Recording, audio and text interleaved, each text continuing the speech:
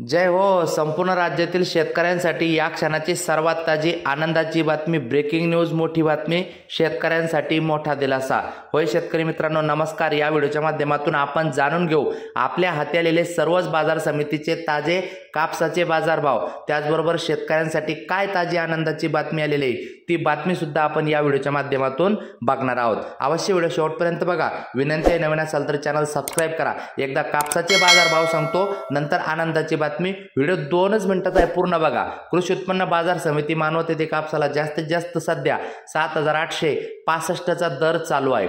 हिंगणघाट या ठिकाणी 2200 क्विंटल आवक, जास्तीत जास्त कापसाला 7,920 रुपयाचा दर चालू आहे. त्यानंतर मित्रांनो, कृषी उत्पन्न बाजार समिती अकोला या ठिकाणी कापसाला जास्तीत जास्त 8,180 रुपयाचा दर चालू आहे. त्यानंतर मनवत बाजार समितीत 1250 क्विंटल आवक, जास्तीत जास्त 7,865 रुपयाचा दर चालू आहे. त्यानंतर सावनेर 600 क्विंटल कापसाची आवक, जास्तीत जास्त कापसाला 7,400 रुपयाचा दर या ठिकाणी मिळताना दिसत आहे.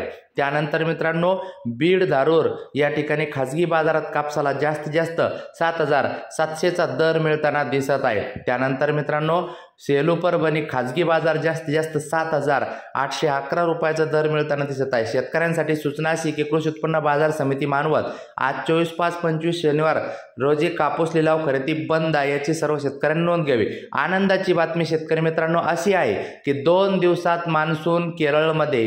होय शेतकरी मित्रांनो, पुढील 48 तासात नैऋत्य मोसमी वारे मान्सून केरळमध्ये दाखल होण्याचा अंदाज भारतीय हवामान विभागाने वर्तवला आहे. अरबी समुद्राच्या दक्षिण भागातील काही भाग, मालदीव, लक्षद्वीप, कर्नाटकातील काही भाग, तमिळनाडू तसेच दक्षिण आणि मध्य बंगालच्या उपसागरातील काही भागापर्यंत मान्सून पुढे सरकण्याची शक्यता आहे.